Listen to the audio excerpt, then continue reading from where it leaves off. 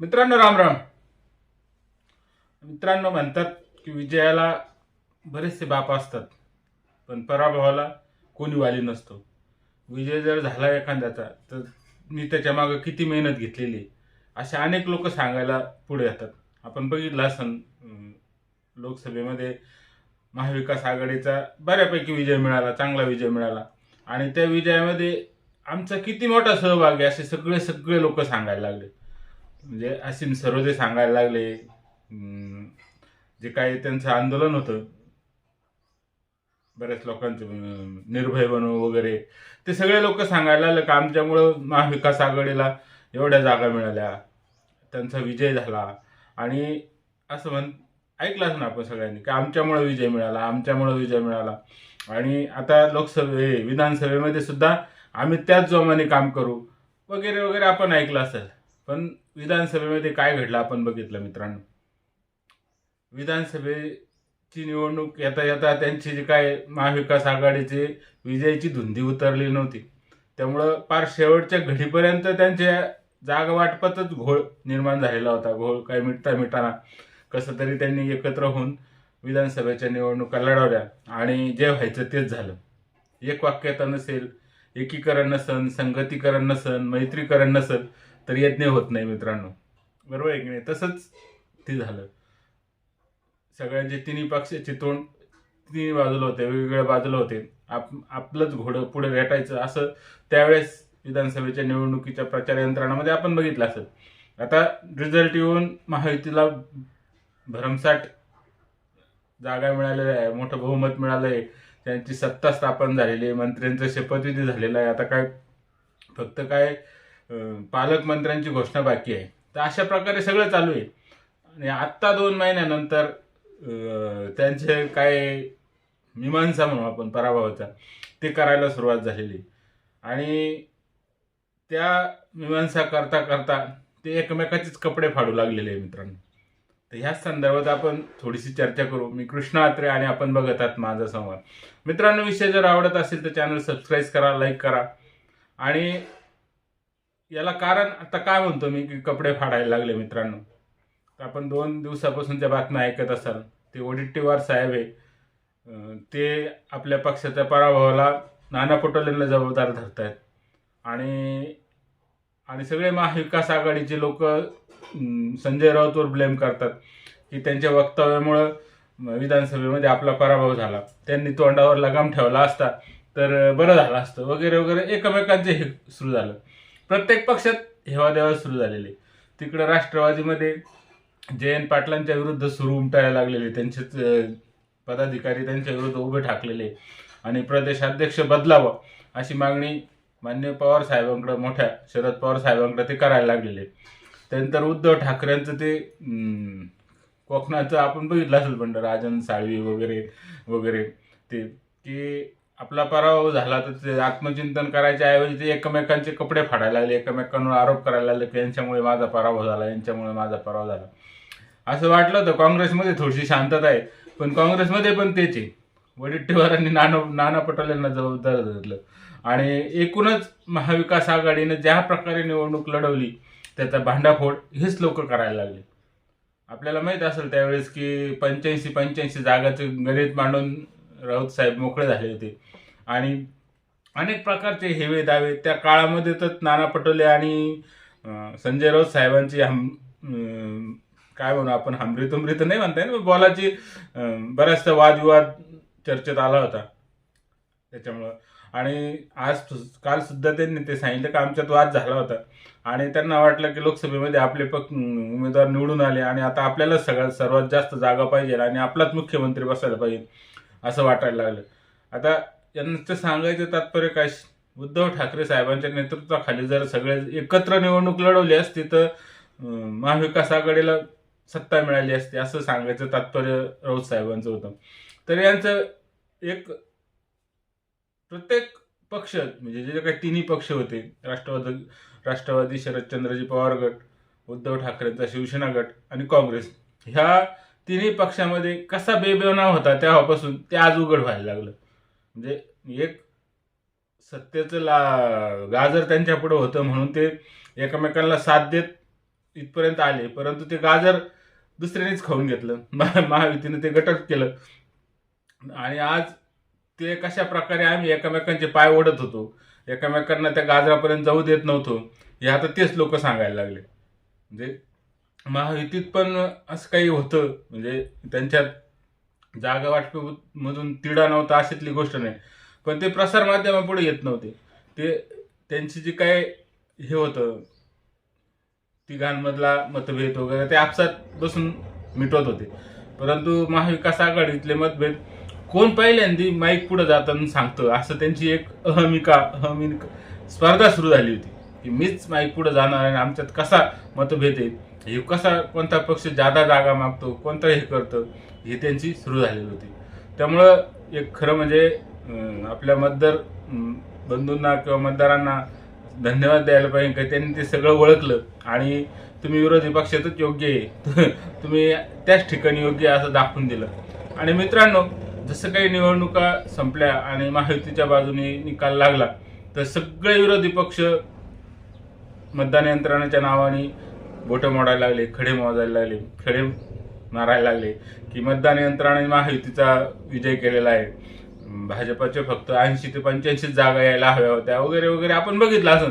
म्हणजे लोकसभेमध्ये जर आम्हाला 160 विधानसभेमध्ये बहुमत होतं, तर आमच्या फक्त 46 जागा कसं काय आल्या, त्या अनेक कारणावरून अनेक लोक, आता त्यांचे वकील सरोदे साहेब सुप्रीम कोर्टात जाणार होते मतदान यंत्रणाच्या विरोधात.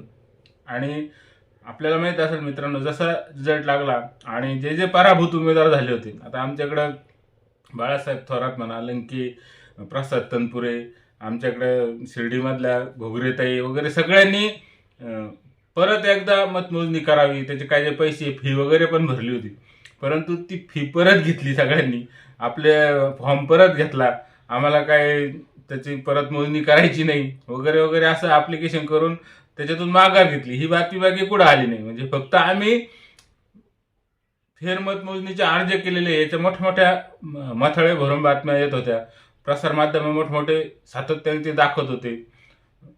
थोरात साहेबांनी मतदान यंत्रणाविरुद्ध किंवा मतमोजणीसाठी फेरमतमोजणीसाठी फॉर्म भरलेला आहे वगैरे, घोगरेताईंनी भरलेला आहे, प्रसाद तनपुरेंनी भरलेला आहे, सगळ्या विरोधी पक्षांनी भरलेला आहे असं ते सांगत होते, राणी लंकेंनी भरलेला आहे. परंतु आज 2 दिवसापूर्वीच्या त्या पेपरमध्ये छोट्या मथळ्यामध्ये बातम्या आल्या की या सगळ्या लोकांनी आपले अर्ज मागं घेतलेले, भरलेले पैसे आता त्यांना परत मिळणार आहेत. अशी गोष्ट असते मित्रांनो. म्हणजे जो कालावधी होता, आपण आपलं कर्तृत्व किंवा आपण प्रचार यंत्रणा कशा योग्य प्रकारे राबवली नाही, मतदारांना कशा प्रकारे योग्यपणे समजून दिलं नाही की आम्ही कसं काम करणार आहोत, आणि पराभूत झाल्यानंतर बाकी आपल्या कर्तृत्वावर लक्ष न देता या मतदान यंत्रणावर दोष द्यायचा आणि त्याला दोषी समजायचं, आम्ही बाकी चांगलं, असं एक नेरेटिव्ह उभा करण्याचा प्रयत्न केला होता. तो किती खोटा आणि किती हे होतं आपण बघितलं मित्रांनो. किती लबाडी होती त्याच्यामध्ये, किती खोटेपणा होता ह्या लोकांचा, या सगळ्या याच्यातून दिसतं मित्रांनो.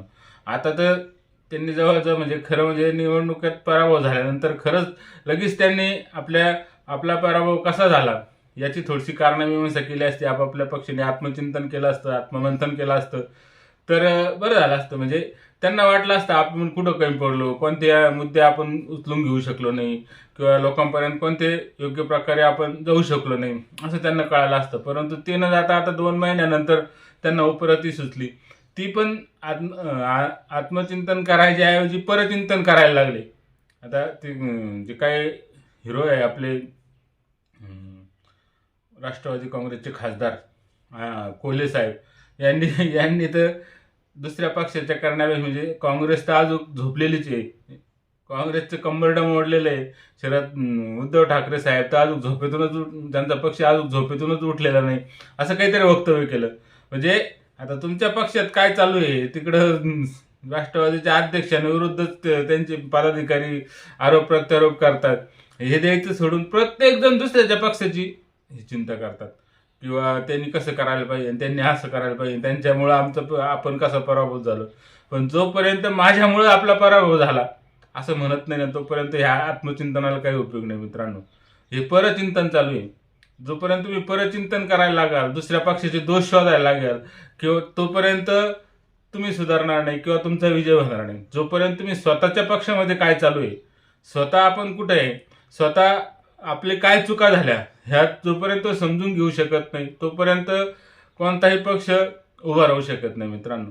दुसऱ्याला दोष देणं सोपं असतं, नाही का नाही, दुसऱ्याचे दोष लगेच दिसतात आपल्याला, परंतु आपल्या डोळ्यातलं दिसत नाही, आहे की नाही. आपण आपल्या काय चुका केलेल्या आहे, आपल्या पक्षामध्ये कशा प्रकारचं बेबनाव आहे, एकमेकांचे कसे पाय वाढतात एकमेकाचे नेतेच, हे बाकी ते हे करत नाही. ते जर स्वतःच्या प्रत्येक पक्षाने स्वतःच्या पक्षाचं आत्मचिंतन केलं, आपली कुठं चुकी झाली हे शोधलं, तर पुढच्या निवडणुकीमध्ये त्यांचा फायदा होईल. परंतु म्हणजे इंडिया आघाडी काय, ते इंडिया आघाडी देश पातळीवर होते, महाविकास आघाडी आपल्या महाराष्ट्रापुरती मर्यादित होती.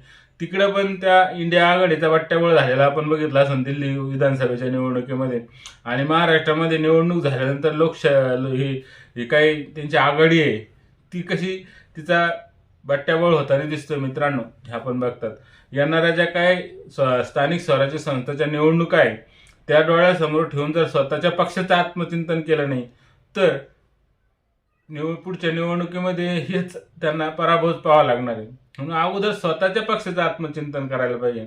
आपण दुसऱ्या पक्षाला काय देऊ शकतो याचं आत्मचिंतन करायला पाहिजे. परंतु ते न करता दुसऱ्या पक्षाकडून आपल्याला काय मिळेल याची सगळेजण अपेक्षा करतात आणि तिथंच मोठी चूक होती मित्रांनो. म्हणून ह्या लोकांचा करमणूक करतात एकमेकाचे कपडे फाडून, परंतु त्यांचाच पक्ष ते रस्ता तळाला घेऊन जातात, हे बाकी ते कोणी बघत नाही मित्रांनो. अशा अनेक गोष्टी आहे. परंतु मतदारांनी एक चांगलं काम केलं, त्यांना विरोधी पक्षात बसवलं, महायुतीला निवडून दिलं. आता महायुती सुद्धा असंच करायला लागले तर परत जनता त्यांना सुद्धा वठणीवर आणणार आहे. म्हणून निवडणूक ही जी काय सामान्य जनता असते ती मोठी विचारी असते.